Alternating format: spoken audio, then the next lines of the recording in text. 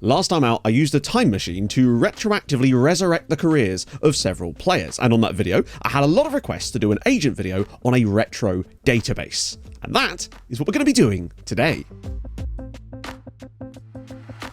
Today, we're throwing back to 2007 thanks to the brilliant work of the mad scientist, the genius creator behind the retro database we're going to be using in this video. It contains 9 playable leagues and over 16,000 retro players specifically added to make it work. I've linked to his website in the description of this video so you can get the database yourself as well as find setup guides. I've also linked to his YouTube and his Twitter so you guys can follow him over there as well. So once again, thank you mad scientist for allowing me to use your database in this video. So without any further ado, it's time to meet today's clients. Meet Manuel Neuer. The 26-year-old has been at Bayern Munich for 3 years after his huge £30.5 million move from Schalke in the summer of 2009, contrasting to real life where he actually left on a free transfer 2 years later. He'd expected to be the starting keeper for the Bavarians, but soon found himself as the backup to Portuguese international Daniel Fernandes, who Bayern had signed earlier in that same window. In his 3 years at the club, he's played just 15 games and only appeared 6 times in cup and continental competitions as well. His only proper run in the team came at the back end of the most recent season, making 6 straight starts after an injury to Fernandes. Unfortunately, any hopes he had of using that as a springboard to become the starter have now been dashed, with Bayern transfer listing him for a measly £8 million. He's only managed 7 caps for Germany, and despite being in the squad, he didn't play at all during Germany's dismal showing at Euro 2012, which saw them easily knocked out in the second round by Ukraine. He has 2 years left on his £120,000 a week deal, but it's clear his time is up. He needs to move on for the good of his career. On to client number 2. Meet Gerard Pique. The 25-year-old Spaniard played in Barcelona's youth teams as a child, but chose to sign for Manchester United in 2004. He made a couple of appearances the following year before being loaned out to Real Zaragoza, playing 22 games and scoring twice. Upon his return, he'd hoped to force his way into a stacked Manchester United backline featuring the likes of Rio Ferdinand and Nemanja Vidic. Unfortunately for him, he was never able to make the breakthrough, making just 12 appearances and 9 starts over the next 5 years with the Red Devils. He also made 15 appearances in various cups over that time, but clearly wasn't considered anywhere near a regular slot in the first team. He's still managed 10 caps for Spain so far, including appearances in the World Cup semi-finals and final as Spain came runner-up to Brazil, so he's clearly trusted by the national team. He actually signed a new contract last summer, putting him on £48,500 a week, but the promised increase in playing time has not been forthcoming, meaning now is a crucial summer for his career. Today we attempt to find both of these players the perfect moves to resurrect their careers. We will then go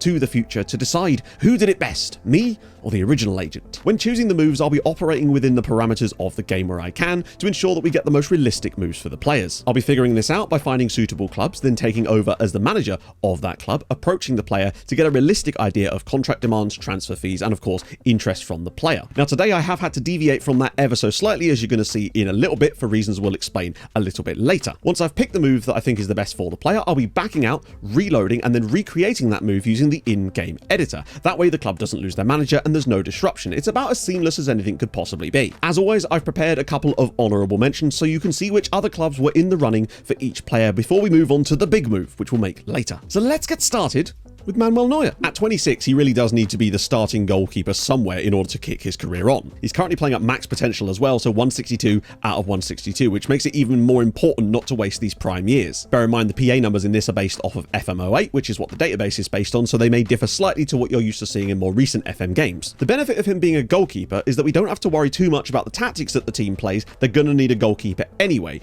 The downside about him being a goalkeeper is that there's really only one starting goalkeeper for most teams. This is not the Boston Bruins. So first up for Manuel was Manchester City. It is important to remember that this database is from before the Abu Dhabi money came in, so City are not quite the financial powerhouse that they would soon become. But nevertheless, George Burley's side have enjoyed an absolutely incredible season, coming 6th in the league and qualifying for next year's UEFA Cup. The biggest issue for Mr. Neuer is the breakout season of goalkeeper Kasper Schmeichel, who started almost every game for the Citizens this season, despite not playing that much prior to this year. Neuer would technically be marginally better than Schmeichel, but we don't want to end up in a situation much like we had at Bayern Munich. So next, I look to his former club, Schalke. With them receiving good money from him in this universe, there was the possibility of the nice story of him returning to the club and then leading them onwards as the starting goalkeeper. They'd actually won the Bundesliga 2 years ago and were a solid title contender ever since under Mirko Slomka. Once again, his troubles come from the starting goalkeeper, Anton Schunin, who again he is marginally better than, but it would be a very similar situation. There were some rumours and wanted symbols popping up occasionally over the summer on Schunin, but nothing seems concrete on him at this time, and that would be too much of a risk. But then the perfect move for him emerged out of the shadows. goes in a direction that I did not expect. Saint-Etienne. The French side has spent much of the last 3 years up and around the Champions League places in France without ever really being able to manage a title push under manager Anatoly Demianenko. They will, however, be in the Champions League next season, and maybe Neuer could be what helps them kick on. The biggest factor, however, that makes this move a possibility is that they have literally just sold German international starting goalkeeper Tim Weiser to Palermo for £16 million,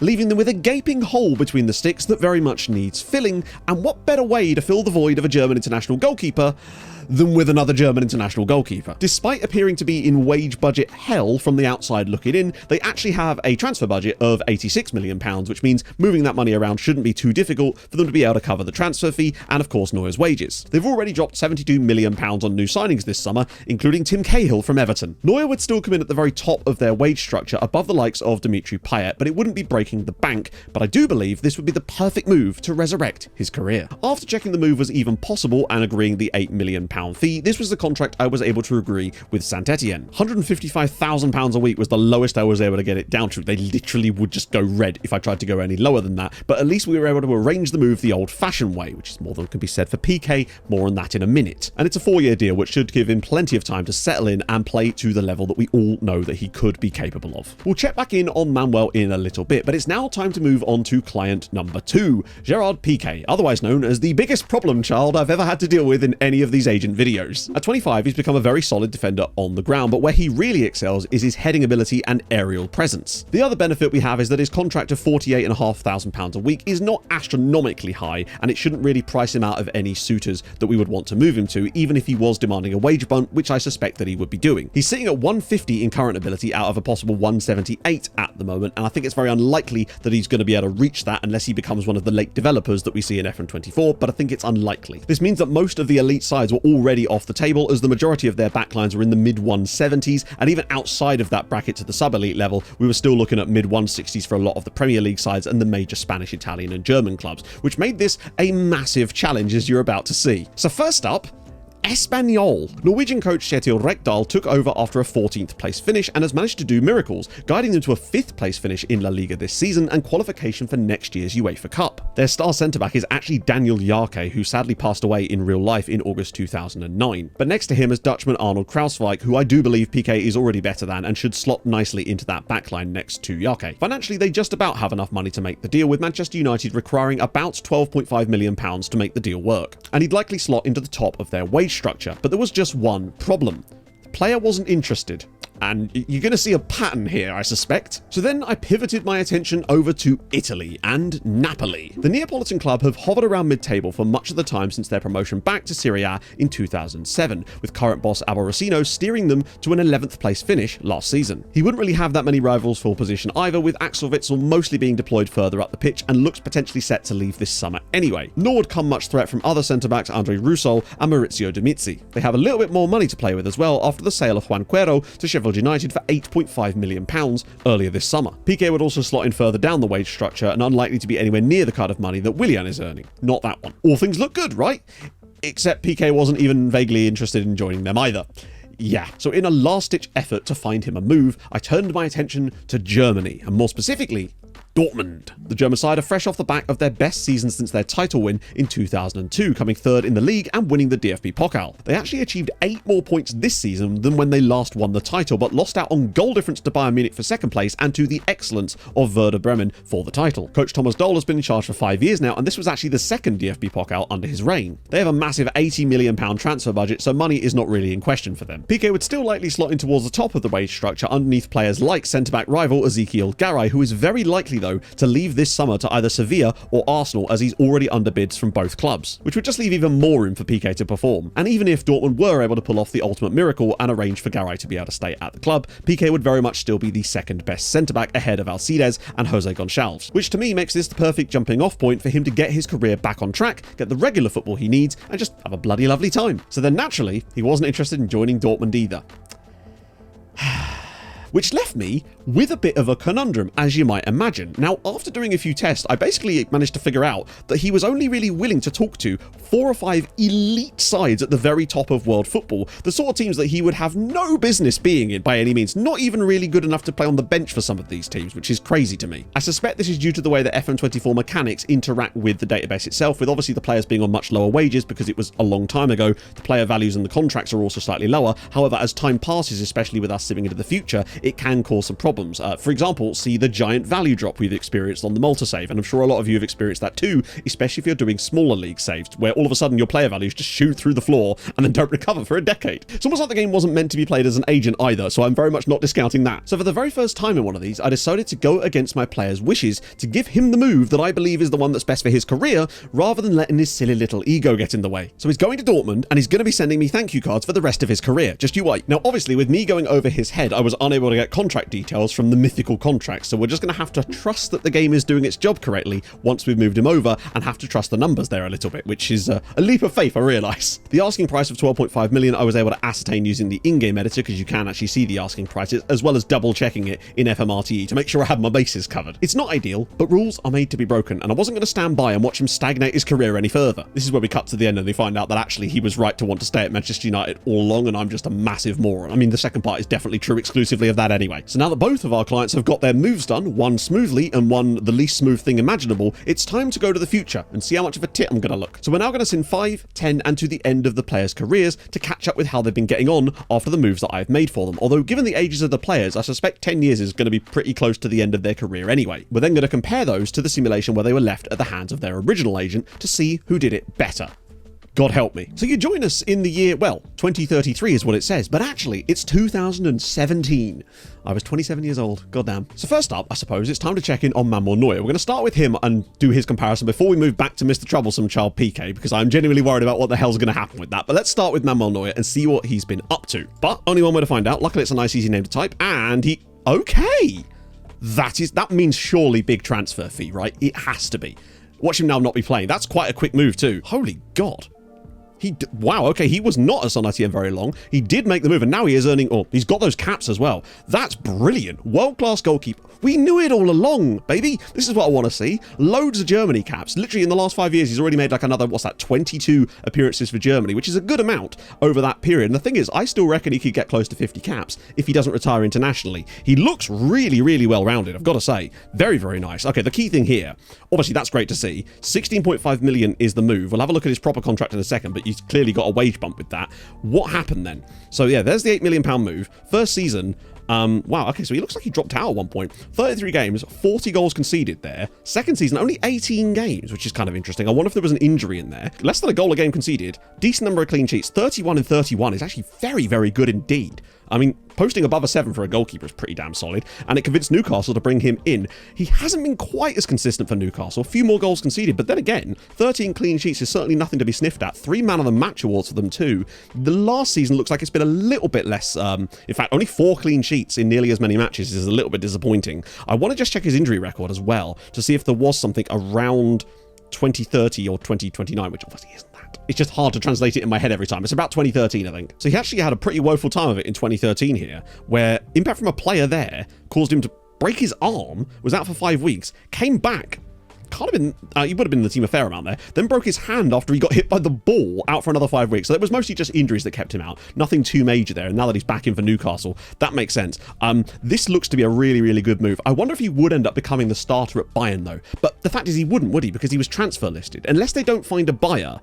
The only way I can see this working out better on my end, for their end, is if they somehow don't find a buyer and then he becomes like the Bayern starter potentially. But clearly that wasn't likely to be the case. Or with him being transfer listed, they have slightly more options available because it's the AI and maybe they find someone better. But I'm not sure. I think that we're onto something here with Manuel Neuer. Okay, so you'll find us in May 2022. He's not going to still be at Newcastle. Imagine if he's just retired straight up. I think as a goalkeeper, he should still be playing. Oh, he is still at Newcastle. Okay, that's actually surprised me. Now, I don't want to see a retiring symbol on him, which we... Oh, okay, things are happening. So, yeah, he has actually signed a new contract in that time as well, up to £230,000 a week, 57 Germany caps.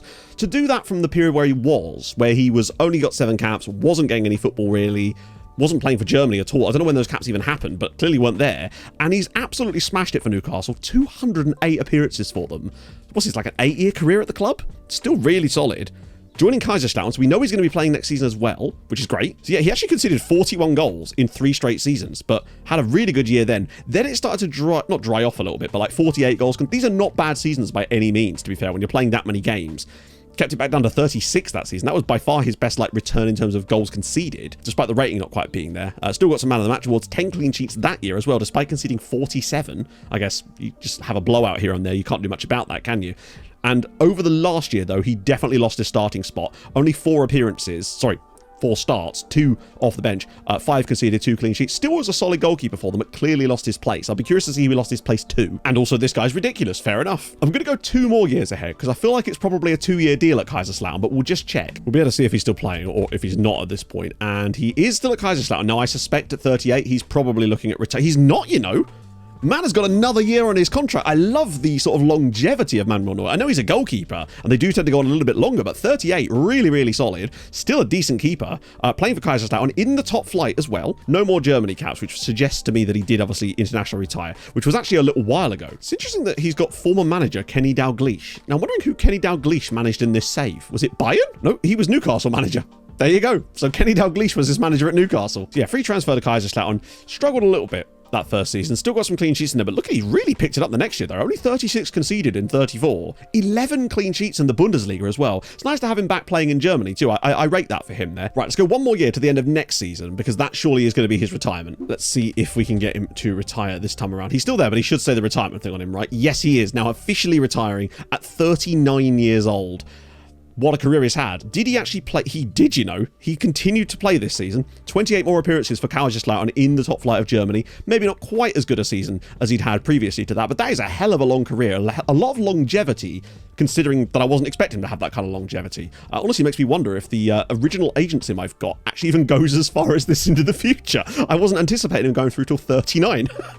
If you come back and I'm in different clothes, it's because I've had to sim it again. But now, more importantly, let's check those milestones. What has my man won? We'll just go straight to competitions. Oh, okay, so yeah, he didn't win anything at Kaiserslautern, to the surprise of nobody, and didn't win anything at Saint Etienne either, but he did win a World Cup.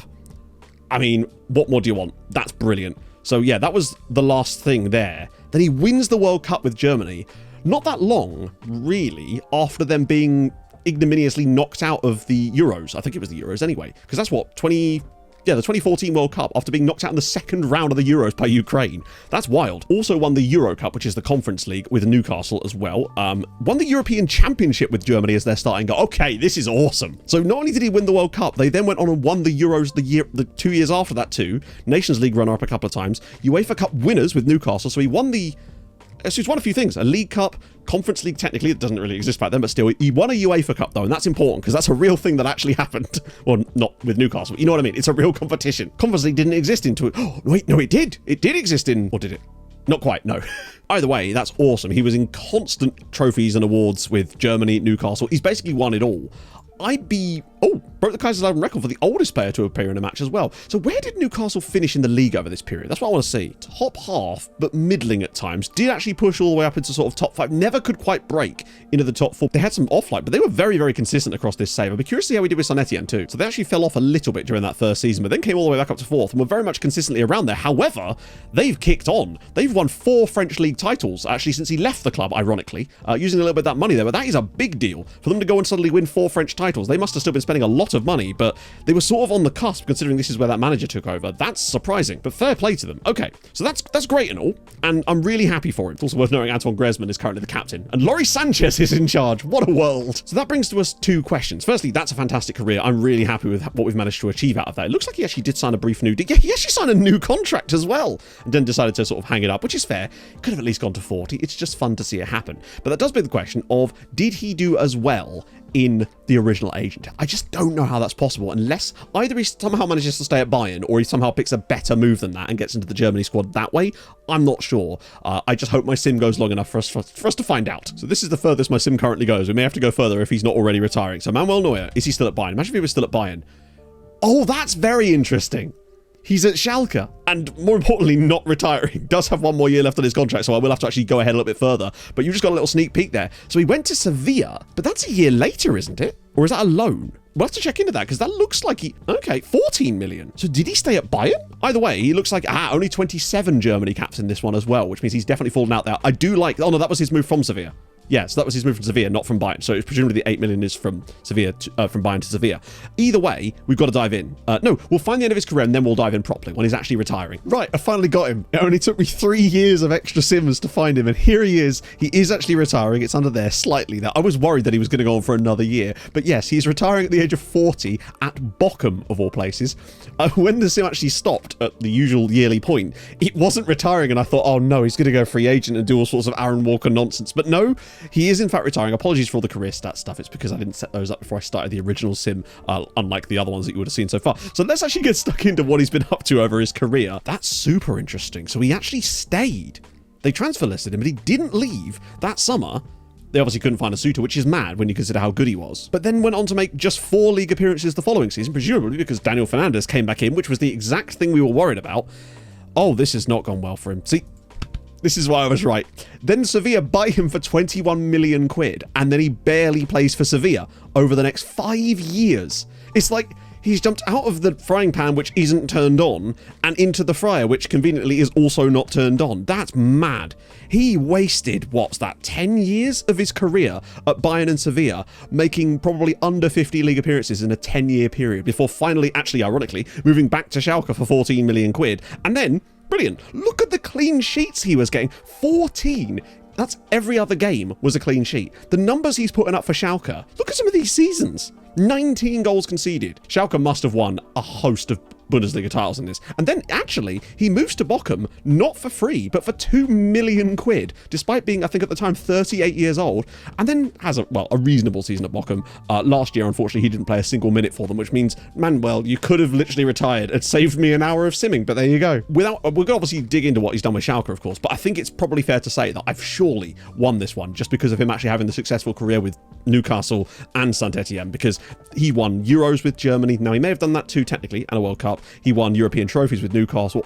He may have done that with Schalke, in fairness. So maybe there's some weird way around it, but it took him wasting 10 years of his life to get there. Let's look at the milestones first, and then we'll investigate Schalke. Oh, Jesus, he's won loads. Okay, let's see. Scrolling back. So he won a Bundesliga here, which I think might have been the season before. I'm not entirely sure exactly when. I've literally lost track now. So many weird years because of all the dates and stuff messing up. Third place there, DFL Pokal runner-up. Did win the Copa de España, Nations League runner-up. He did win the Euros as well with Germany. So he's won both, but he didn't win the World Cup. So there's that. Copa del Rey runner-up. Pokal runner-up at Schalke. Did win a Bundesliga with Schalke, third place in the Nations League, which obviously wouldn't have existed. He's won a lot of Bundesligas, actually, and he did win the World Cup in 2038, which is 2022. So he won what would have been the Qatar World Cup, technically, there with Germany. So he did win a World Cup, just didn't win the same World Cup. This is actually kind of tight, because he's won a lot of Bundesligas. With Schalke. So after being exactly what we thought they were, they literally went and won a Bundesliga title right off there, then dropped off a little bit, but then they were just top 3, a title there, then 4 back-to-back titles as well. I mean, that's an insane run with him in the team as well. Wow, okay, that I did not see coming, that they would be that dominant upon bringing him back. There's a nice story there, to be fair, of him actually returning to Schalke and doing really well for them too, particularly as they got him back for half the price they sold him for. Dropped off a little bit. Notably, the 2 seasons that Schalke have dropped down to 5th and 4th here were the 2 seasons that he was at Bochum. In fact, in the Champions League, they've had an absolute nightmare of it. Runaway Bundesliga champions regularly, like playoff round, round of 16, playoff round, just constant round of 16s. That's actually crazy. They've not got past. Have they even got to they got to a semi once in 2015, but other than that, it's all been round of 16 knockout places. So they were really good domestically, but couldn't quite do it on the European level. So I guess that depends on whether you would value his Bundesliga titles or the European success that he had with Newcastle, followed up with the Germany success. Now, he did win the same amount of things with Germany in this one too, but he did win a lot less caps, so we wonder how much of an impact he had on those tournaments. But either way, that's a lot higher than I was expecting. I just love the fact that Bayern couldn't find a buyer during that first summer, despite how cheap he was available for. I wonder if the wages put other clubs off ever so slightly, but then they got even more money for him 2 years later, despite him not playing for them. Sevilla are the ones that really lost out on this, I would say, paying 21 million quid for him at that point, and then refusing to use him, basically, is absolutely crazy. So I'll have to let you guys decide on that one, but that is extremely tough. Pique, I thought this was going to be the easy slam dunk for me, personally. So now I'm a little bit concerned that potentially Pique could throw all kinds of hammers in the works here. Watch him be back at Manchester United. Right, so we're going to move over to Gerard Pique now, 5 years into his career after his move from Dortmund. I actually think he will still be there. I do. He'll be, I think, 30 by this point, but I think he will still be there. Time for Gerard Pique. Right, where are we at, Mr. Pique? Gerard Pique, Chelsea. Okay, that is a move. I reckon this is going to be a big transfer fee. I guess they're never big transfer fees because of the way things have changed, but things have definitely changed for Mr. Pique. Actually only lasted at Dortmund for 2 years, but he looks like he's played. Okay, this is a lot more interesting. £200,000 a week for Chelsea, 42 caps now for Spain. So that's another 32 he's picked up in the last 5 years. Obviously, with that sort of stagnation towards the early stages of his career, that would have definitely not worked. I wonder if he's actually gained CA. Let's just quickly check. How do we do this? Player attributes. He has! That's really surprised me to go from being 25 and he's gained 16 more CA over the last 5 years. I guess a lot of that would have gone to mentals and stuff, but that's actually surprising. Considering he's not considered a late developer or anything, he's clearly pushed right up to being actually really good. He's wanted by someone too, but we'll investigate that in a second before we just take a little look at what he's been up to with Chelsea over the last, 4 years? £12.5 million move to Dortmund, obviously. Played 30 games for him in the Bundesliga that year. Brilliant. Then, that was a January move. So he was only at Dortmund for a year and a half. I assume played pretty much every game for them over that period as well before moving to Chelsea for 17 million quid. And that was only half a season, in fairness. To give him his credit, that was half a year. So he still played 27 games that season. Then a really full calendar the following year, not actually contributing that much. No goals from centre-back. You'd expect to see like 1 or 2 in there. Then the following year, though, only 17 starts, and this year only 11. So he's actually somehow, despite signing a massive contract, a reasonably large money move as well. Dortmund made some profit, which is nice. He's had that one really good season at Chelsea. I say really good season. It's as much as you could do from centre-back. And then has just kind of become what looks to be not a regular starter for them yet again, which would explain perhaps why he's wanted. Although he seems to be happy enough. Squad player was the status. 200 grand a week. I mean, he's earning absolute moon money there as well. But who is he wanted by? Let's just go to this page, see if there's any other interest. Roma. Roma, if I recall, from what I was looking before, are actually really, really stacked in this save. So this actually might be I even considered a move to Roma for Pique, but they just had some players that were just a little bit better at the time. And it'll be interesting if he moved there now at 30. Now, so he'll be 35 when we next check in. He might be on the cusp of retirement. He does have high natural fitness, so I suspect that he's probably still going to be playing in the 5-year update from this. Will he be at Roma? Hopefully he's not still at Chelsea because he's clearly not getting much game time here. Is he still around? In 2022, he's at Roma. Okay, so whether it happened that summer or not, he is at Roma. Was it a big transfer? God, that was a massive transfer, and it was that summer. He made the move, took a bit of a pay cut. He's up to 74 caps for Spain, though. Considering that at 25, he only had 10, that's a reasonably good amount that he's managed to pick up over the last few years. 29.5 million, that's a huge deal. For Chelsea to get that kind of money for a player that wasn't actually playing that often, and obviously, again, the fees are going to be lower in this save. That's fascinating to me. What's he got up to over there? So, okay, at the very least, he's massively found himself at Roma, racking up like 150 appearances over the last 5 years. Took him a little while, yet again, much like Neuer in some ways, but he has been consistent for Roma. 2 goals that season, but also look at his ratings. A 7.42 rating from centre-back at 35 for Gerard Pique in the league is incredible. Either way, man is not retiring yet. He does have another year left on his Roma contract. Let's try and find the end of his career, and then we can look at these milestones. Has he retired from international football yet? No, he hasn't. So there's still a chance he could go a little bit further. What if he's, wow, I suppose with Germany. Then again, that wasn't no, they won both, didn't they? This is going to be intriguing. And there he is. Okay, so he is retired now, which makes sense. He'd be 38 at this point. So we'll go back a year or 2. Let's see. Gerard Pique, still at Roma. He played longer than I thought, which means there was definitely a contract extension in there. Interesting. So as much as we know that he does retire, he just hasn't officially said it yet. So he signed a contract extension at Roma, still on 115 grand a week. I think he did actually get a couple more Spain caps in there too. Finished his career at Roma, 211 appearances over the, what is that, a 7-year period for them now? But great money. And he was still playing. 5 assists that year as well from centre-back. Didn't have quite the same year that he had 2 years prior. But to still be playing, like, stalwart of the Roma defence at 37 years old at this point?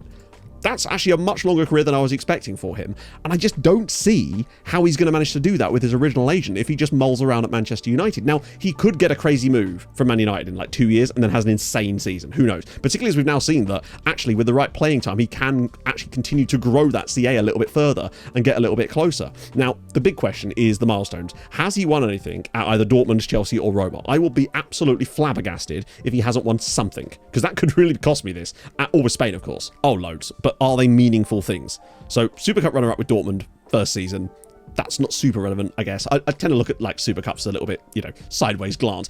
Won the Premier League with Chelsea. So we didn't win anything with Dortmund beyond, well, being a runner-up. A few runners-up with Chelsea, but then did win the Premier League with Chelsea, so that's something. Nations League winner with Spain. Another Premier League title with Chelsea. Another Nations League win with Spain.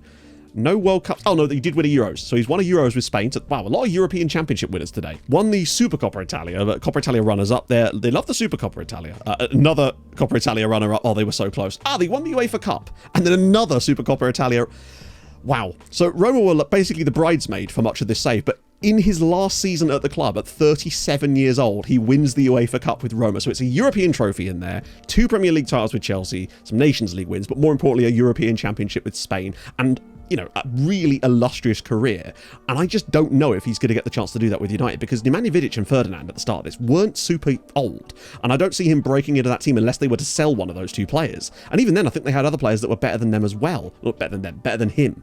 So I just don't see where the pathway was to Manchester United. And I think it will really heavily depend on how much longer he stays at United with his original agent. So what I'm saying is, Gerard, you're welcome. And now it's time for me to look potentially extremely wrong when it turns out that Manchester United, he's just like a legend at Manchester United, plays 500 games over the next 15 years. It's unlikely, but weirder things have happened. It's Football Manager. Let's go. Right, so I've gone to the same year that he in theory retired in the other version. Now, obviously, if Neuer is anything to go by, then you just never know with these things, but I suspect that he will most likely be retired at this point. He is. Okay, so we can go back a year. So he retired a year earlier as well. Okay, what about a year earlier? He must still be playing here, right? And well, that's intriguing. Zaragoza, of course, a club that he once played for on loan. That could mean anything at this point. This is going to be super interesting. Right, so he was at Man United. He stayed there, or did he? Oh my God, he played for Manchester City. So, okay, there's a lot to discuss here. But notably, 34 Spain caps, 2 goals. So half the number of Spain caps straight off the bat. That's worth noting, I would say. He's earning quite good money, though, at Zaragoza. 67 grand a week. It's not quite the Roma money, although it appears that he's actually only been here for 1 season from Manchester City, of all places. This was his first season afterwards. Actually did get a bit of a break in the first team, albeit only 8 starts in the Premier League, but it was certainly far better than he'd done at any other point in this save. Then he had another sort of stagnated season, and then eventually got a huge move 2 years later for £20.5 million to Fiorentina in Serie A.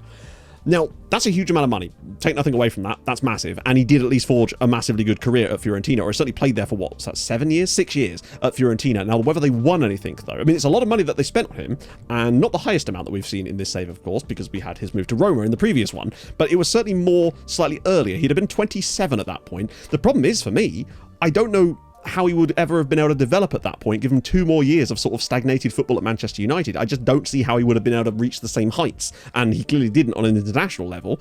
But Manchester City saw fit to bring him in at, 33 at that point, for still over 10 million quid, and he did play 2 seasons in the Premier League as a, what could only be assumed as an important player / regular starter for them in his mid-30s, which is somewhat impressive, although it might just be that Manchester City weren't actually that good, because again, they don't have the Abu Dhabi money. And then, remarkably, Real Zaragoza still paid what looks like another page was 3.2 million quid for him to join them in La Liga this season on quite a large contract to finish out his career. And to be fair to him, he's had a solid year. An assist, man of the match award, 7.17. Yeah. So did actually win a Premier League. In fact, he won multiple Premier Leagues with Manchester United, but didn't really feature much in them. He did in this one. He started 8 games, I suppose. So you can definitely certainly count that. Did win a Coppa Italia with Fiorentina. Won a Nations League with Spain. In fact, hang on a minute. 2 Coppa Italias with Fiorentina. That's actually more than he did with Roma, incredibly, I suppose. Little surprising. Nations League 3rd place, Nations League runner-up. So he didn't win anything truly awesome on the international stage with Spain. He won the Nations League, but it's not like a Euros or a World Cup or anything like that. Those 2 Coppa Italias are surprising to me, though. A Community Shield win for Manchester City as well, including this season, an FA Cup in his last year at Manchester City, and then a Champions League runner-up. So City were in the Champions League, and they brought him in and he was playing for them, presumably, in the Champions League. That's surprising. So he joins them, so they were sort of mid-table This was his first season at the club. 6th, then a 7th. Did get a 4th place, in fairness. A 7th, then they kind of dwindled down a little bit, but I think by now he kind of jumped ship as they were drifting off here, because this was Manchester City and then Real Zaragoza, I believe. No, that one here, so he actually was still there at that point. An 8th. Then they all come back up to 4th, not that he was part of the team at that point, but they did win a Champions League. Incredibly. They did win a Champions League in 2029, otherwise known as 2013. No Serie A titles in this save anyway. Surprisingly good success considering they were never like a world beater domestically, but hey, a Champions League is a Champions League, right? Done more. Oh wow, okay, so they just kind of come out of nowhere. Ironically for Mr. Pique, they'd actually won back-to-back Premier League titles before he joined them. Then they came 4th, then they came 10th, because technically it hasn't counted this one on the record yet. They came 7th this season. So the moment he joined them, they sort of went downhill. But did win 2 titles under Roberto Mancini. Wait a second. So in this universe, they still end up appointing Roberto Mancini, except they do it in 2022 instead. I also love that George Burley was the guy that won them those Premier Leagues. Yeah, so their 2 title wins. They only got 82 points that year, but they did pit Manchester United to it. They lost 10 games and come 2nd. That's fairly impressive. And then the following year, by 3 points this time over Liverpool. Also Sheffield United, shout out to them doing quite well. So I suppose it's about time I pass the question on to you for both of these players. Who did it better, me or the original agent? I think I always think that I'm going to smash it because I'm like, oh, this is the best idea. And then the game just throws up strange stuff that kind of messes with all of that. I'm not sure. Neuer's an interesting one. So is Gerard Pique. I still feel like I probably just about scraped it on the Pique one though. But the other one is up for, I don't know. Let me know in the comments. But if you have enjoyed this video, drop a like. That would be fabulous. If you're new to the channel, subscribe. That'd be glorious as well. I've got another big project that I'm probably going to work on over the summer, which will be kind of interesting. So stay tuned for that eventually. I'll be doing other videos in the meantime, of course. But yeah, thank you for watching. I'll see you guys very soon. Hold your gun. Capybara. Bye-bye.